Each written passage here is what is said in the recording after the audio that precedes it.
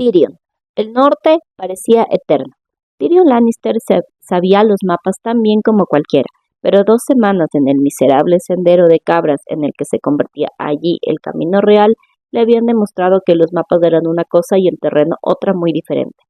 Habían salido de Invernalia el mismo día que el rey, en medio de la confusión causada por la partida real, acompañados por los gritos de los hombres, el relinchar de los caballos, el traqueteo de los carramatos y los chirridos de la enorme casa con ruedas de la reina. Caía una ligera nevada. El camino real estaba poco más allá del castillo y la ciudad. En aquel punto los banderizos, los carromatos y las columnas de caballeros y jinetes libres se dirigieron hacia el sur llevándose con ellos el tumulto, mientras que Tyrion se encaminó hacia el norte con Benjen Stark y su sobrino. Después de aquello, todo fue más frío y mucho, mucho más silencioso. Al oeste del camino quedaban los riscos de pedernal, grises y escarpados, con altas torres de vigilancia en las cimas. Hacia el este el terreno descendía hasta convertirse en una llanura ondulada que se extendía hasta perderse de vista. Vieron puentes de piedra que salvaban riachuelos de aguas turbulentas y pequeñas granjas que formaban círculos en torno a modestas fortalezas con cercas de madera y piedra. El camino estaba muy concurrido, y por la noche podían acomodarse en las rudimentarias posadas que los bordeaban. Pero a 3 días de marcha de Invernalia, las granjas dejaban paso a bosques densos y cada vez se encontraban con menos viajeros en el camino real. Los riscos de pedernal se hacían más altos y escabrosos a medida que avanzaban, y el 5.º día eran ya verdaderas montañas, fríos gigantes, color gris azulado con promontorios dentados y cumbres nevadas. Cuando soplaba el viento del norte, de los altos picos se alzaban penachos de cristales de hielo que ondeaban como estandartes. El camino, siempre flanqueando al oeste por las montañas, discurría hacia el norte y hacia el noreste a través de un bosque. Una densa extensión de robles, almacigos y brezo negro que parecía más antiguo y más oscuro que ninguno de los que Tyrion había visto en la vida. Benjen Stark le dijo que era el bosque de los lobos. Era cierto, en las noches parecía cobrar vida con los aullidos de manadas lejanas y los de otras no tan lejanas. El lobo huargo albino de Jon Snow alzaba las orejas ante cualquier coro nocturno, pero no se unió a él nunca. En opinión de Tyrion, aquel animal tenía algo inquietante. Para entonces el grupo era de 8 miembros, sin contar al lobo. Tyrion viajaba con 2 de sus hombres, como correspondía a un Lannister. Benjen Stark iba solo con su sobrino bastardo y unos cuantos caballos de refresco para la guardia de la noche. Pero en los lindes del bosque de los lobos pasaron una noche tras la cerca de madera de un refugio forestal, y allí se les unió uno más de los hermanos negros, un tal Yoren. Era un hombre siniestro, cargado de espaldas, con los rasgos ocultos tras una barba tan negra como sus ropas. Parecía tan recio como una raíz vieja y tan duro como una roca. Lo acompañaban 2 chicos desarrapados, unos campesinos de los dedos. «Violadores», dijo Yoren, dedicando una mirada fría a sus custodios. Tyrion lo comprendió de inmediato. Se decía que la vida era dura en el muro, pero sin duda era mejor que la castración. 5 hombres, 3 muchachos, un lobo huargo, 20 caballos y una jaula de cuervos que el maestro Luwin había entregado a Benjen Stark.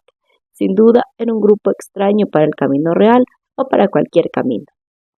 Tyrion se fijó en que Jon Snow miraba a Yoren y a sus hoscos acompañantes con una expresión extraña en el rostro, demasiado parecida al abatimiento. Yoren tenía la espalda deforme y olía mal. Tenía piojos en el pelo y la barba. Llevaba ropas viejas y remendadas, y rara vez se lavaba. Los 2 reclutas jóvenes olían aún peor. Parecían tan estúpidos como crueles eran. Sin duda, el muchacho había cometido el error de pensar que la guardia de la noche estaba compuesta de hombres como su tío. Si era así, Yoren y sus acompañantes habían supuesto para él un duro despertar. Tyrion compadeció a Jon. Había elegido una vida difícil, o quizá sería más correcto decir que le habían elegido una vida difícil.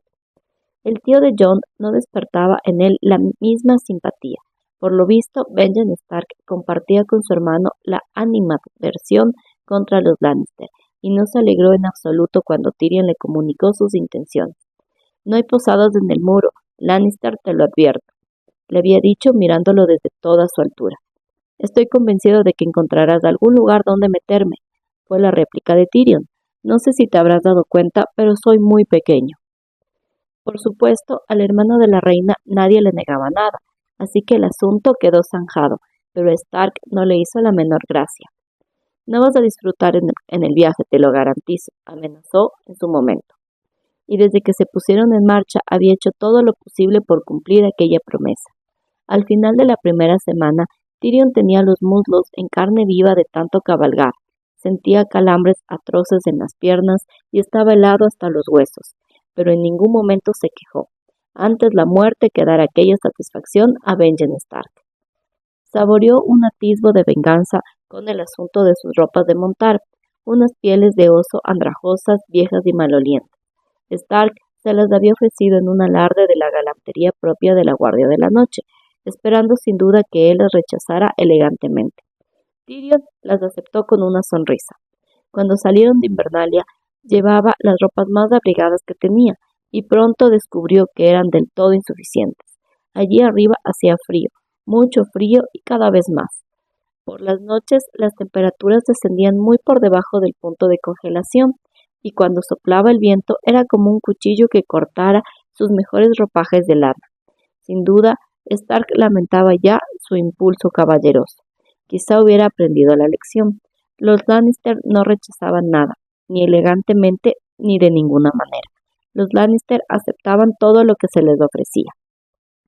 A medida que avanzaban hacia el norte, las granjas y los refugios eran cada vez más escasos y pequeños, y estaban más adentrados en el bosque de los lobos, hasta que al final ya no les quedaron más techos bajo los que cobijarse. A partir de allí solo podían contar con sus recursos. Tyrion no servía de gran cosa a la hora de montar ni de levantar un campamento, demasiado pequeño, demasiado cojo, siempre estorbando, así que mientras Stark y Yoren y los demás hombres erigían refugios rudimentarios, se ocupaban de los caballos y encendían una hoguera, adoptó la costumbre de coger sus pieles y un odre y alejarse de todos para leer. En la 18ª noche de viaje, el vino era dulce y ambarino, una delicia poco común de las islas del verano, que había llevado consigo todo el trayecto desde Roca Casterly, y un libro, una reflexión sobre la historia y características de los dragones. Lord Eddard Stark le había dado permiso para llevarse prestados unos cuantos volúmenes de la biblioteca de Invernalia, que eran auténticas rarezas, y Tyrion los había cogido para su viaje hacia el norte. Encontró un lugar cómodo, lejos del ruido del campamento, junto a un arroyo de aguas rápidas tan transparentes y frías como el hielo. Se refugió del viento cortante tras un roble viejo y retorcido. Se arrebujó en las pieles con la espalda apoyada contra el tronco. Bebió un sorbo de vino y empezó a leer acerca de las propiedades del hueso dragón. El color negro del hueso dragón se debe a su alto contenido en hierro, le informó el libro. Es fuerte como el acero, pero más ligero y mucho más flexible y por supuesto completamente incombustible. Los Dothrakis valoran en sobremanera los arcos de hueso dragón y no es de extrañar, estos arcos tienen un alcance muy superior a los de madera. Tyrion sentía una fascinación morbosa por los dragones. La primera vez que fue a desembarco del rey para asistir al matrimonio de su hermana con Robert Baratheon, se había propuesto buscar los cráneos de dragón que habían decorado los muros de la sala del trono en tiempos de los Targaryen. El rey Robert los había sustituido por estandartes y tapices, pero Tyrion porfió en su empeño hasta que encontró los cráneos en el sótano húmedo donde los tenían almacenados. Había esperado toparse con algo impresionante, incluso aterrador. No que fueran hermosos, y lo eran, negros como el ónice, tan lustrosos que parecían resplandecer a la luz de la antorcha. Tyrion presintió que les gustaba el fuego. Metió la antorcha entre las fauces de uno de los cráneos más grandes y las sombras saltaron y danzaron en el muro tras él. Los dientes eran cuchillos largos y curvos de diamante negro. La llama de la antorcha no era nada para ellos. Se habían bañado en el calor de las llamas mucho más intensas. Cuando se alejó, Tyrion habría jurado que las cuencas vacías de los ojos de la bestia lo seguían. Había 19 cráneos. El más viejo tenía 3000 años, el más joven apenas siglo y medio. Los recientes eran los más pequeños. había una pareja, no mucho más grandes que los cráneos de mastín, con extrañas malformaciones. Le recordaron a los dos últimos cachorros nacidos en Roca Dragón. Eran los últimos de los dragones de los Targaryen, quizá los últimos del mundo, y no habían sobrevivido mucho tiempo. Los demás cráneos iban aumentando de tamaño hasta llegar a los tres grandes monstruos de las canciones y las leyendas, los dragones que Aegon Targaryen y sus hermanas habían liberado en los 7 reinos de antaño. Los bardos les habían dado nombres de dioses: Valerion, Meraxes y Vhagar. En aquel sótano, Tyrion se situó entre sus fauces abiertas, mudo de admiración. Un guerrero podría haber entrado a caballo por el gaznate de Vhagar, aunque no le habría sido fácil salir. Meraxes era aún más grande, y el mayor de todos, Valerion, el terror negro, podía haber engullido un uro interno, o incluso uno de los mamuts lanudos que, según se decía, vagaban por las frías llanuras más allá del puerto de Even. Tyrion pasó un largo rato en el sótano húmedo mientras se le consumía la antorcha, contemplando el enorme cráneo de ojos vacíos de Valerion, tratando de emprender y entender el tamaño real del animal cuando vivía, de imaginar cómo habría sido, cómo desplegaba las grandes alas negras y surcaba los cielos respirando fuego. Un antepasado lejano de su familia, el rey Loren de la Roca, intentó enfrentarse al fuego cuando unió fuerzas con el rey Mer del Dominio para oponerse a la conquista de Targaryen. Habían pasado casi 300 años desde aquellos tiempos en los que los 7 reinos eran reinos de verdad y no simples provincias de un reino mucho más grande. Entre los dos reyes reunían 700 banderizos, 5.000 caballeros con sus monturas y 50.000 jinetes libres y soldados. Según las crónicas, las fuerzas de Aegon Lord Dragón eran menos de una quinta parte, y en su mayoría se componían de soldados reclutados entre las filas del último rey que había asesinado, por lo que su lealtad era más que dudosa. Los huestes chocaron en las amplias llanuras del dominio, en medio de campos dorados de trigo listos para la cosecha. Cuando los dos reyes iniciaron la carga, el ejército de Targaryen se estremeció y huyó en desbandada. Los cronistas describieron que durante unos momentos aquello fue el fin de la conquista, pero solo durante esos pocos momentos antes de que Aegon Targaryen y sus hermanas entraran en combate. Fue la única ocasión en que liberaron a Vhagar, a Meraxes y a Valerion a la vez. Los bardos lo llamaron llanura de fuego. Aquel día ardieron casi 4.000 hombres, entre ellos el rey Mer del Dominio. El rey Loren consiguió escapar y vivió lo suficiente para rendirse, jurar fidelidad a los Targaryen y engendrar un hijo, cosa por la que Tyrion estaba muy agradecido. ¿Por qué les tanto? Tyrion alzó la vista al oír aquella voz. Jon Snow estaba a poca distancia de él y lo miraba con curiosidad. Cerró el libro, dejando dentro el dedo para marcar la página. Mírame bien y dime qué ves. ¿Es un truco o qué? El chico le lanzó una mirada desconfiada. Te veo a ti, Tyrion Lannister. Para ser un bastardo, estás muy bien educado, Snow, dijo Tyrion con un suspiro. Lo que ves es un enano. ¿Qué edad tienes? ¿12 años? 14, dijo el chico. 14 y eres más alto de lo que yo seré en la vida. Tengo las piernas cortas y retorcidas y me cuesta caminar. Necesito una silla de montar especial para no caerme del caballo. Por cierto, la diseñé yo mismo, ya que hablamos del tema. ¿Tengo que elegir entre eso o ir en pony? Tengo fuerza en los brazos, pero también son cortos. Nunca seré un espadachín. Si hubiera nacido en una familia de campesinos, seguramente me habrían abandonado a la intemperie para que muriera, o me habrían vendido como monstruo de feria. Pero soy un Lannister de Roca Casterly, y eso que se perdieron las ferias. Se esperan cosas de mí. Mi padre fue mano del rey 20 años. Después resulta que mi hermano mató a ese mismo rey. Ironías de la vida. Mi hermana se casó con el nuevo rey, y ese odioso sobrino que tengo será rey tras su muerte. Debo hacer algo por el honor de mi casa, ¿no te parece? ¿Pero qué? Puede que tenga las piernas cortas en relación con mi cuerpo, pero la cabeza la tengo demasiado grande, aunque yo prefiero pensar que es del tamaño adecuado para mi mente. Tengo una idea bastante precisa de cuáles son mis puntos fuertes y mis puntos débiles. Mi mejor arma está en el cerebro.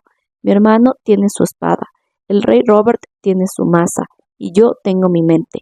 pero una mente necesita de los libros igual que una espada de una piedra de amolar, para conservar el filo.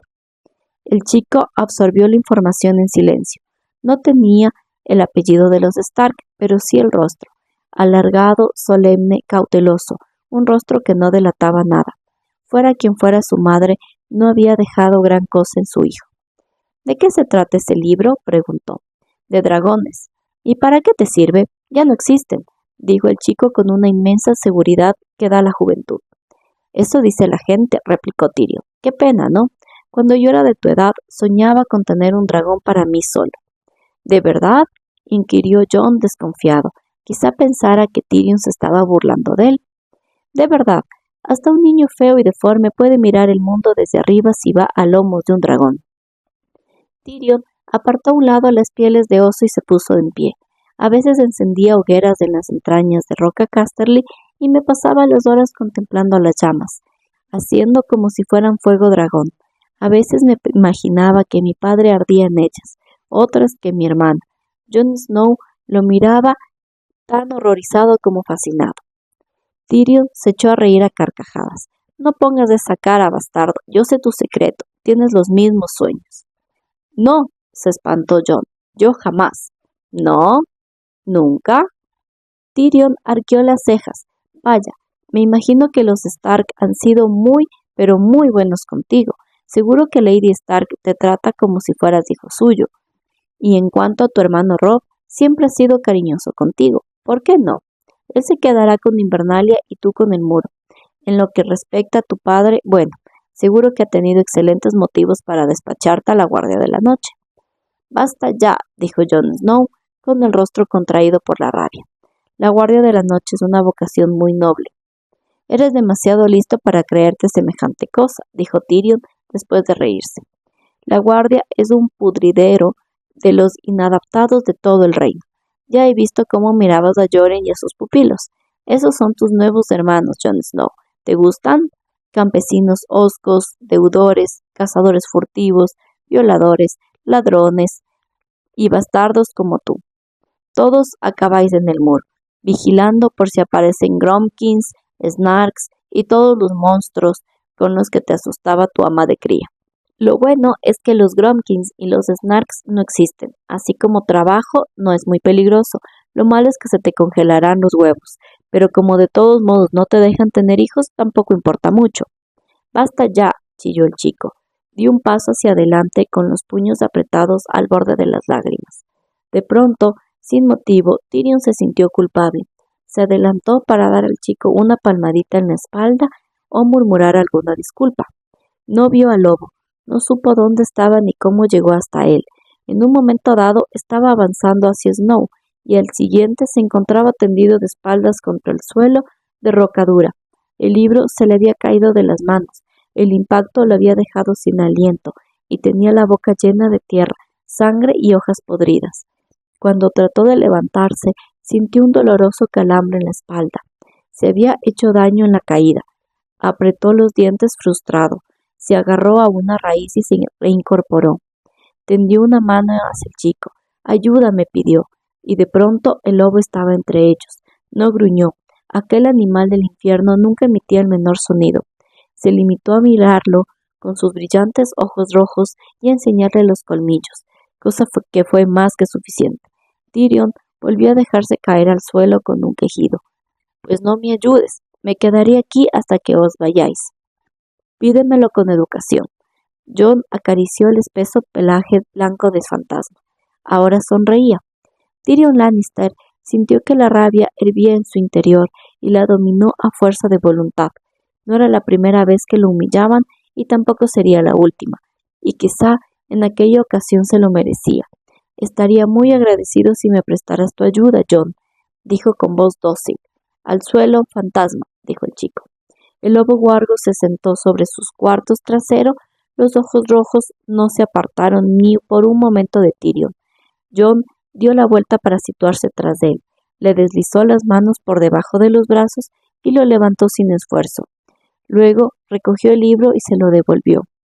«¿Por qué me ha atacado?», preguntó Tyrion después de mirar de soslayo al lobo huargo y limpiarse la sangre de la boca con el dorso de la mano. A lo mejor ha pensado que eras un Grumpkin. Tyrion le lanzó una mirada agria. Luego se echó a reír con un bufido de diversión que le salió por la nariz, sin que pudiera hacer nada para evitarlo. «Oh, dioses», dijo entre carcajadas entrecortadas. «Sí, me imagino que tengo pinta de Grumpkin. ¿Qué hará entonces con los Snarks?» «Mejor que no lo sepas». Jon recogió el odre y se lo tendió. Tyrion quitó el tapón, echó la cabeza hacia atrás, apretó el odre y bebió un largo trago. El vino fue como un fuego fresco que le bajó por la garganta y le calentó el estómago. Luego se lo tendió a Jon Snow. «¿Quieres?» «Es verdad, ¿no?», dijo el chico tras aceptarlo y beber un sorbo con cautela.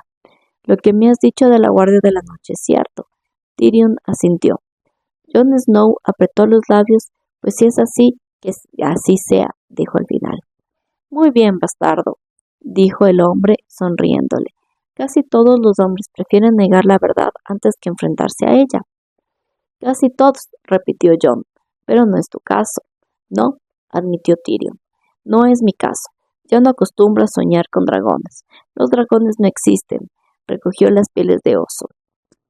«Vamos, tenemos que estar de vuelta en el campamento antes de que tu tío convoque a los banderizos». El campamento no estaba lejos, pero el terreno era irregular, y cuando llegaron tenía calambres en las piernas. Jon Snow le tendió la mano para ayudarlo a salvar unas raíces protuberantes, pero Tyrion lo rechazó. Se iba a abrir camino por sus medios, como había hecho toda la vida. Aún así, se alegró de llegar al campamento. Las tiendas ya estaban alzadas contra el muro de un refugio que llevaba mucho tiempo abandonado, y ahora les servía como escudo contra el viento. Los caballos estaban atendidos y la hoguera encendida. Yoren se había sentado en una piedra para despellejar una ardilla. El olor delicioso del guiso inundó las fosas nasales de Tyrion. Llegó como pudo hasta donde Morrek, su criado, removía el caldero. Morrek le tendió el cucharón sin decir palabra. Tyrion lo probó y se lo devolvió. «Más pimienta», dijo. «Ah, ya estás aquí», dijo Benjen Stark, saliendo de la tienda que compartía con su sobrino. «No vuelvas a alejarte solo, Jon. Pensé que los otros te habían cogido». «Fueron los Grumpkins», le dijo Tyrion con una carcajada. Jon Snow sonrió. Stark miró a Yoren desconcertado. El viejo gruñó, se encogió de hombros y volvió a su sangrienta labor. La ardilla dio algo de sustancia al guiso, y aquella noche lo comieron junto a la hoguera, acompañado de pan de centeno y queso duro. Tyrion pasó de mano en mano su odre de vino hasta que incluso Yoren se suavizó. Uno a uno se fueron retirando a las tiendas para dormir, menos Jon Snow, a quien había correspondido el primer turno de guardia. Tyrion fue el último en retirarse como siempre. Antes de entrar a la tienda que sus hombres le habían alzado, se detuvo un instante y miró hacia atrás, en dirección a Jon Snow. El chico estaba de pie junto a la hoguera, con el rostro imperturbable y tenso y la mirada fija en las llamas.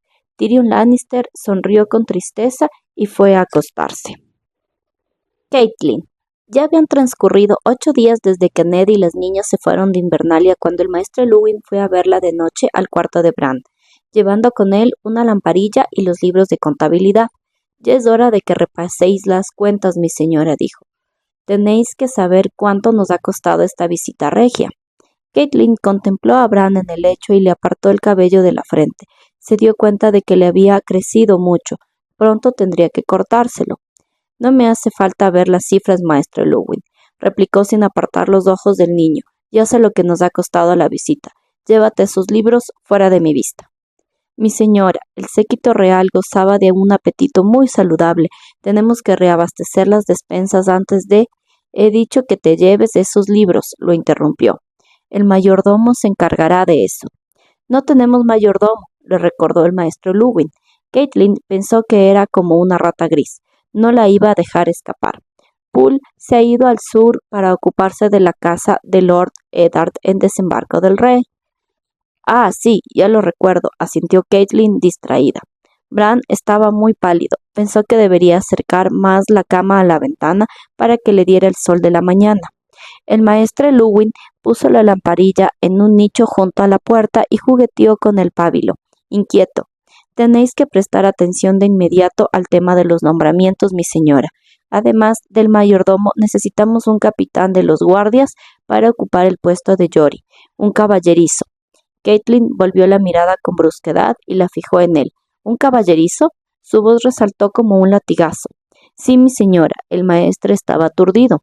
Julen se marchó al sur con Lord Eddard, así que mi hijo yace en una cama, Luwin. Está destrozado, se muere. ¿Y quieres que me dedique a pensar en un nuevo caballerizo? ¿Crees que me importa lo que pasa en los establos? ¿Crees que me preocupa lo más mínimo? De buena gana mataría hasta el último caballo de Invernalia con mis manos si eso sirviera para que Bran abriera los ojos. ¿Lo entiendes? Sí, mi señora. El hombre inclinó la cabeza. Pero los nombramientos. Yo me encargaré de los nombramientos, dijo Robb. Catelyn no la había oído llegar, pero estaba en la puerta mirándola. Con un repentino ramalazo de vergüenza se dio cuenta de que había estado gritando. ¿Qué le pasaba? Estaba agotado y le dolía la cabeza constantemente. El maestre Luwin miró a Catelyn, luego a su hijo. He preparado una lista con todas las personas que deberíamos tener en cuenta para ocupar las vacantes, dijo al mismo tiempo que tendía a Robb el papel que se había sacado de la manga. El muchacho repasó los nombres. Catelyn advirtió que venía del exterior, tenía las mejillas enrojecidas por el frío y el viento le había revuelto el pelo. Excelentes hombres, dijo. Mañana hablaremos de ellos. Le devolvió la lista. El maestro Luwin la hizo desaparecer rápidamente en la manga. Como digáis, mi señor. Ahora déjanos solos, indicó Robb. El hombre hizo una reverencia y salió de la instancia. Robb cerró la puerta y se volvió hacia su madre. Catelyn vio que llevaba una espada. ¿Qué haces, madre? Catelyn había pensado siempre que Robb se parecía a ella. Tenía la complexión de los Tully, el mismo pelo castaño, los mismos ojos azules, igual que Bran, Rickon y Sansa. Pero también, en más de una ocasión, había visto algo de Eddard Stark en su rostro, algo tan severo y duro como el norte. ¿Qué hago? Repitió asombrada. ¿Cómo puedes preguntarme eso? ¿Tú qué crees? Estoy cuidando de tu hermano, de Bran. ¿De verdad? No has salido de esta habitación desde que resultó herido. Ni siquiera fuiste a la entrada del castillo cuando mi padre y las chicas se fueron al sur. Los despedí aquí y los vi partir por la ventana. Había suplicado a Ned que no se fuera, no en aquel momento, y menos con lo que había pasado. La situación era completamente diferente. ¿No se daba cuenta? Fue inútil. Él le dijo que no tenía elección y decidió marcharse. No puedo dejarlo solo ni un momento, porque ese momento podría ser el último. Tengo que estar con él por sí. Por sí. Tomó la mano inerte de su hijo y la entrelazó entre los dedos con los suyos. Era una mano tan frágil y enflaquecida, tan débil, pero pese a todo aún se notaba el calor de la vida a través de la piel. No se va a morir, madre. El tono de Robb se había suavizado. El maestro Luwin dice que el peligro de muerte ha pasado. ¿Y si el maestro Luwin está equivocado? ¿Y si Bran me necesita y yo no estoy aquí? Rickon te necesita, replicó Robb bruscamente. Solo tiene 3 años, no entiende qué está pasando. Cree que todos lo han abandonado y me sigue todo el día. Se me agarra a la pierna y no para de llorar. No sé qué hacer con él. Hizo una pausa y se mordisqueó el lado inferior, un gesto que le había visto cuando era pequeño. Y yo también te necesito, madre. Lo intento, pero no puedo hacerlo todo yo solo. El repentino arrebato de emoción le quebró la voz, y Catelyn recordó que solo tenía 14 años. Quiso levantarse, correr a él y abrazarlo, pero Bran la tenía agarrada por la mano y no pudo moverse. En el exterior de la torre un lobo empezó a aullar. Catelyn se estremeció. Es el de Bran. Robb abrió la ventana para que el aire de la noche entrara en la habitación de la torre, tan mal ventilada. El aullido se oyó con más fuerza. Era un sonido frío y solitario, lleno de melancolía y desesperación. No, no, dijo ella. Bran necesita calor. Lo que necesita es oírlos cantar, dijo Robb. En algún lugar de Invernalia, un segundo lobo empezó a aullar en coro con el primero, y luego un tercero más cerca. Peludo y viento gris, añadió Robb mientras sus voces subían y bajaban al unísono. Si prestas atención, se nota la diferencia. Catelyn estaba temblando. Era la pena, era el dolor, era el aullido de los lobos huargo. Noche tras noche, los aullidos, el viento gélido y el castillo tan gris y tan vacío, siempre igual, y su niño tendido allí destrozado, el más dulce y cariñoso de sus hijos, el más encantador. Bran, que adoraba reír y trepar y soñaba con ser un caballero. Ahora todo eso se había acabado, nunca volvería a oír su risa. Sollozó, soltó la mano del niño y se tapó los oídos para protegerse de aquellos aullidos espantosos. ¡Haz que se callen! Gritó. No lo soporto. Que se callen, que se callen, que se callen. Mátalos lo que sea, pero haz que se callen. No recordó cómo cayó al suelo, pero Robb la tuvo que levantar y sostenerla con brazos fuertes. No tengas miedo, madre. Jamás le harían daño. La ayudó a llegar hasta el catre que estaba en un rincón de la habitación. Cierra los ojos, le dijo con cariño. Descansa. El maestro Luwin dice que apenas has dormido desde la caída de Bran. No puedo, sollozó ella. Que los dioses me perdonen, Robb, pero no puedo. ¿Y si se muere mientras duermo? ¿Y si se muere? Los lobos seguían aullando. Catelyn gritó y volvió a taparse los oídos. Por los dioses, cierra la ventana. Solo si me prometes que vas a dormir. Robb se dirigió hacia la ventana, pero cuando iba a cerrar los postigos, se oyó otro sonido por encima del aullido lastimero de los lobos guargo.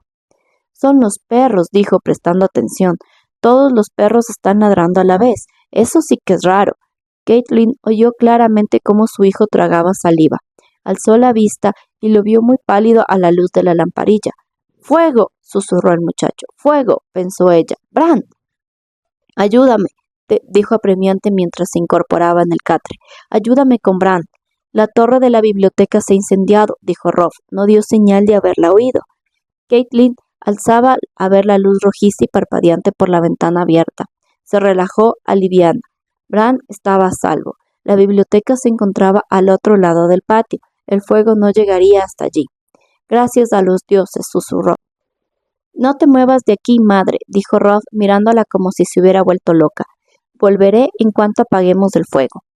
Salió corriendo y lo oyó gritar a los guardias y descender a toda prisa, saltando los escalones de dos en dos. En el exterior, en el patio, se oían gritos de fuego, pasos apresurados, relinchos de caballos asustados y ladridos frenéticos de los perros del castillo. Mientras escuchaba aquel caos, se dio cuenta de que los aullidos habían cesado. Los lobos guargo estaban en silencio. Catelyn se acercó a la ventana, murmurando una oración silenciosa de agradecimiento a los 7 rostros de Dios. Al otro lado del patio, en la biblioteca, las llamaradas brotaban de las ventanas. Se quedó observando cómo la columna de humo se alzaba hacia el cielo y recordó con tristeza los libros que los Stark habían acumulado a lo largo de los siglos. Luego cerró los postigos. Al darse la vuelta, vio al hombre. «No tenéis que estar aquí», murmuró con voz ronca. «Aquí no tenía que haber nadie». Era un hombrecillo menudo, sucio, con ropas marrones y mugrientas, y hedor a caballerizas. Catelyn conocía a todos los hombres que trabajaban en los establos, y no era uno de ellos. Estaba flaco, tenía el pelo rubio y lacio, y los ojos claros muy hundidos en el rostro huesudo, y llevaba una daga en la mano. «No», dijo Catelyn mirando el cuchillo y a Bran. La palabra se le quedó trabada en la garganta. Fue apenas un susurro. El hombre alcanzó a oírla. «Es un acto de misericordia», dijo. «Ya está muerto». «No», repitió Catelyn más alto, habría recuperado la voz. «No, no, no». Corrió hacia la ventana para pedir ayuda a gritos, pero aquel hombre era más veloz de lo que había supuesto. Le tapó la boca con una mano, le echó la cabeza hacia atrás y le puso la daga en la garganta. El hedor que desprendía era insoportable. Catelyn agarró la hoja con las 2 manos y la tiró con todas sus fuerzas para apartársela de la garganta. Lo oyó maldecir junto a la oreja. Tenía los dedos resbaladizos por la sangre, pero no soltó la daga. La mano que le cubría la boca presionó con más fuerza, impidiéndole la respiración. Ella giró la cabeza hacia un lado y sus dientes encontraron carne. Se los clavó con fuerza en la palma de la mano. El hombre rugió de dolor. Catelyn le hincó aún más los dientes y dio un tirón desgarrador, y de pronto él la soltó. El sabor de la sangre le llenó a la boca. Respiró una bocanada de aire y gritó. Él la agarró del pelo y la empujó. Catelyn tropezó y cayó al suelo. Lo vio sobre ella, jadeante, tembloroso, él todavía aferrada a la daga con la mano derecha, llena de sangre. Aquí no tenía que haber nadie, repetía como un idiota. Catelyn vio la sombra que se deslizaba por la puerta abierta tras de él. Se oyó un ruido sordo que no llegaba a ser un gruñido, apenas un susurro amenazante, pero él también lo debió de oír porque empezó a darse la vuelta justo cuando el lobo saltaba. El hombre y bestia cayeron juntos, en parte sobre Caitlin. El lobo mordió. El grito del hombre duró menos de un segundo, lo que tardó al animal en arrancarle media garganta. La sangre cayó como lluvia cálida sobre el rostro de Caitlin. El lobo la miraba.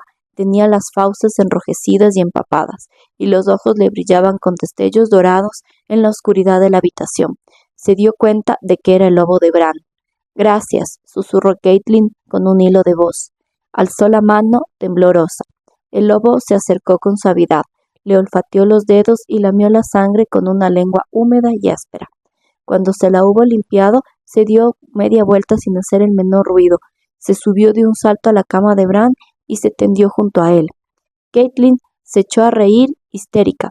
Así fue como la encontraron Robb, el maestre Luwin y Ser Rodrik, cuando irrumpieron con la mitad de los guardias de Invernalia. Tuvieron que esperar a que se calmara antes de abrigarla con mantas y llevarla al gran torreón a sus habitaciones. La vieja Tata la desnudó, la ayudó a entrar a la bañera llena de agua humeante y le limpió la sangre con un paño suave. Después llegó el maestre Luwin a vendarle las heridas. Los cortes en los dedos eran profundos, llegaban casi hasta el hueso, y tenía el cuero cabelludo en carne viva en los puntos donde el hombre le había arrancado mechones enteros. El maestre le dijo que con el dolor no había hecho más que empezar y le dio la leche de la amapola para ayudarla a dormir. Por fin, Caitlin cerró los ojos. Cuando volvió a abrirlos, le dijeron que había dormido durante 4 días. Caitlin asintió y se incorporó en la cama. Todo lo sucedido tras la caída de Bran le parecía una pesadilla, un sueño espantoso de sangre y pena, pero el dolor en las manos le recordaba que era muy real. Se sentía débil y aturdida, pero también decidida, como si le hubieran quitado un gran peso de encima. «Traedme un trozo de pan con miel», le dijo a las sirvientas, «y avisad al maestre Luwin, tiene que cambiarme los vendajes». La miraron sorprendidas y se apresuraron a cumplir sus órdenes. Caitlin recordó cómo se había comportado y se sintió avergonzada. Les habría fallado a todos, a sus hijos, a su esposo, a su casa. No se repetiría jamás. Demostraría a aquellos norteños cuán fuerte podía ser una tuli de aguas dulces. Robb llegó antes que la comida que había pedido. Luego entraron Rodrik, Cassel y el pupilo de Ned, Theon Greyjoy, y por último Halis Molen, un guardia fornido de barba castaña cuadrada. Robb le dijo que era el nuevo capitán. Su hijo vestía ropas de cuero tratado y cota de mallas, y llevaba una espada a la cintura. ¿Quién era?, les preguntó Caitlin. Nadie lo sabe, respondió Halis Molen. No era de Invernalia, mi señora. Algunos dicen que lo han visto aquí y por los alrededores del castillo en las últimas semanas. Entonces vino con el grupo del rey, dijo, o con alguno de los Lannister. Debió de quedarse atrás cuando se fueron todos. Es posible, asintió Hal. Últimamente ha habido tanto forastero en Invernalia que no había manera de decir con quién estaba cada uno. Se había escondido en los establos, dijo Greyjoy. Se le notaba en el olor. ¿Cómo pudo pasar desapercibido?, preguntó con brusquedad. Entre los caballos que Lord Eddard se había llevado al sur y los que enviamos al norte para la guardia de la noche, dijo Halis Molen con la vista baja, avergonzado. Los establos están casi vacíos. Cualquiera podría esconderse de los mozos de cuadras. Quizá Odor lo viera. Se dice que últimamente se porta de manera muy rara, pero con lo bobalicón que es. Hemos descubierto dónde ha dormido estos días, intervino Robb. Tenía 90 venados de plata en una bolsa de piel escondida entre la paja. Menos mal que la vida de mi hijo no se vendió barata, dijo Caitlin con amargura. Perdonadme, mi señora. Halis Molen la miró, confuso. Pero ¿cómo sabéis que quería matar al chico? Es una locura, dijo Greyjoy, que también parecía dudarlo. Su objetivo era Bran, insistió Caitlin. No dejaba de murmurar que yo no tenía que estar allí. Prendió fuego a la biblioteca, pensando que iría a apagarlo, y que los guardias me acompañarían. Si no hubiera estado loca de pena, quizás se habría salido con la suya. ¿Por qué querría alguien matar a Bran?, dijo Robb. Dioses, si no es más que un niñito indefenso, está dormido. Vas a tener que aprender a encontrar esas respuestas si quieres gobernar el norte, Robb. Caitlin dirigió una mirada desafiante a su primogénito. Dímelo tú, ¿Por qué querría nadie matar a un niño dormido? Antes de que pudiera responder, las sirvientas volvieron de la cocina con una bandeja de comida. Había mucho más de lo que había pedido: pan recién hecho, mantequilla, miel, mermelada de zarzamoras, panceta, un huevo pasado por agua, un trozo de queso y una jarra de té de menta. Y junto con la comida llegó el maestre Llewellyn. Caitlin descubrió de repente que ya no tenía apetito. ¿Cómo se encuentra mi hijo, maestre?, dijo. Sin cambios, mi señora, contestó el hombre con la vista baja. Era la respuesta que esperaba, ni más ni menos. Sentía un dolor punzante en las manos, como si la hoja de la daga estuviera todavía cortando la carne. Hizo salir a las sirvientas y clavó la mirada en Rob.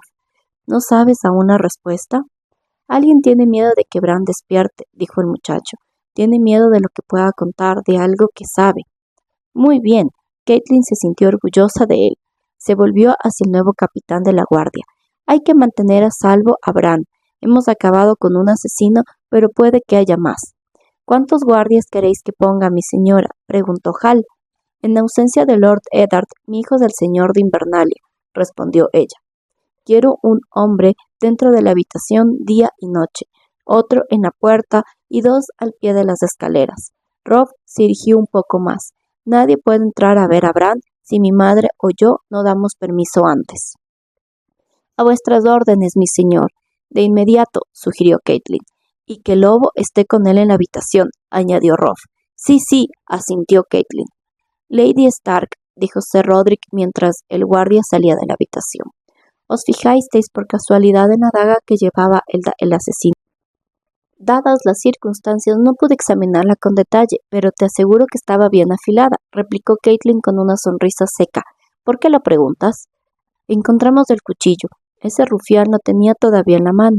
Me pareció un arma de demasiado valor para un hombre así, de modo que la estudié a fondo.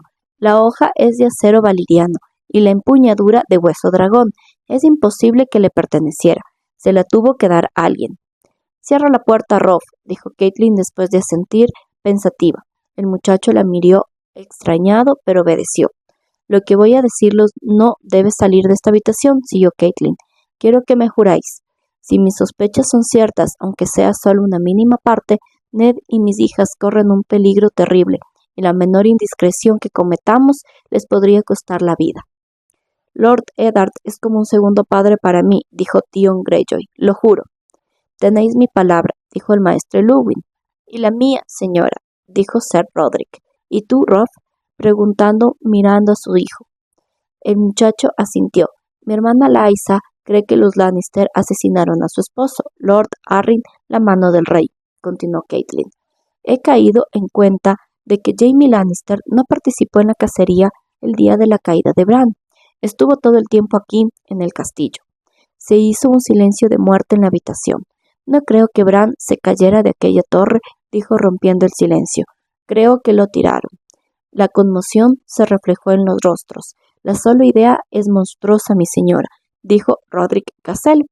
Hasta el matarreyes tendría escrúpulos a la hora de asesinar a un niño inocente. ¿Tú crees?, dijo Theon Greyjoy. Tengo mis dudas. La ambición de los Lannister es tan infinita como su orgullo, dijo Caitlin. El niño no había resbalado jamás, señaló el maestro Llewellyn pensativo. Conocía hasta la última piedra de Invernalia. Dioses, maldijo Rob. Tenía el joven rostro ensombrecido por la ira. Si es cierto, lo pagará muy caro. Desenvainó la espada y la blandió en el aire. Lo voy a matar. Guarda eso, le gritó Sir Roderick hecho una furia. Los Lannister están a cientos de leguas. Nunca desvaines la espada si no tienes intención de utilizarla. ¿Cuántas veces te lo tengo que decir, chiquillo idiota? Rob guardó la espada avergonzado. De repente volvió a sentirse muy niño. Veo que el arma de mi hijo es ya de acero, dijo Caitlin a Sir Roderick. Me pareció que era el momento adecuado, replicó el viejo maestro de armas. Desde luego, dijo, mientras Rob la miraba con ansiedad. Puede que Invernalia necesite pronto de todas sus espadas y más vale que no sean de madera. Si llega la ocasión, señora, dijo Theon Greyjoy con la mano en la empuñadura de su arma. Recordad que mi casa está en deuda con la vuestra. Lo único que tenemos son conjeturas. El maestro Llewellyn jugueteó con los eslabones de su collar. Estamos hablando de acusar al amado armado de la reina. A ella no le va a hacer gracia. Si no conseguimos pruebas, más nos vale guardar silencio. ¿Qué más pruebas quieres que la haga?, dijo Sir Roderick. La desaparición de un arma así no puede haber pasado desapercibida. Alguien tiene que ir a desembarco del rey, dijo Caitlin. Había comprendido que solo existía un lugar para dar con la verdad. Yo mismo, se ofreció Robb. No, tú tienes que permanecer aquí. Siempre tiene que haber un Stark en Invernalia. Miró a Sir Roderick con sus bigotes blancos, al maestre Luwin vestido con la túnica gris y al joven Greyjoy, tan esbelto, tan moreno, tan impetuoso. ¿A quién enviar? ¿Cuál de ellos inspiraría mayor confianza? De pronto supo la respuesta. Apartó a un lado las mantas. Tenía los dedos vendados tan rígidos e inútiles como si fueran de piedra. Bajó de la cama. Tengo que ir yo, añadió. ¿Os parece que es una idea sensata, mi señora?, dijo el maestre Luwin. No cabe duda de que vuestra llegada despertará la sospecha de los Lannister. ¿Y qué pasa con Bran?, preguntó Robb. El pobre muchacho parecía muy confuso. No irás a decirme que piensas dejarlo solo. Ya he hecho por Bran todo lo que he podido, dijo Caitlin poniéndole una mano vendada en el hombro. Ahora su vida está en manos de los dioses y en las del maestro Luwin. Tú mismo me lo has dicho, Robb. Tengo que pensar en el resto de mis hijos. Necesitaréis una buena escolta, mi señora, dijo Tion. Enviaré a Hal con un pelotón de guardias, señaló Robb. No, replicó Caitlin. Un grupo numeroso llamaría la atención, y si es lo que menos nos interesa, no quiero que los Lannister sepan que me dirijo hacia allí. Mi señora, al menos permitid que os acompañe yo, suplicó Sir Roderick. Una mujer no debe viajar sola por el camino real. Es peligroso. No pienso ir por el camino real. Meditó un instante y asintió. 2 jinetes pueden ir tan deprisa como uno, y sin duda más que una columna larga que además tenga que mantenerse el ritmo de los carromatos. Agradeceré vuestra compañía, Sir Roderick. Seguiremos el Cuchillo Blanco hasta el mar y allí alquilaremos un barco en Puerto Blanco. Con un poco de suerte, caballos descansados y vientos favorables, llegaremos a desembarco del rey mucho antes que Ned y los Lannister.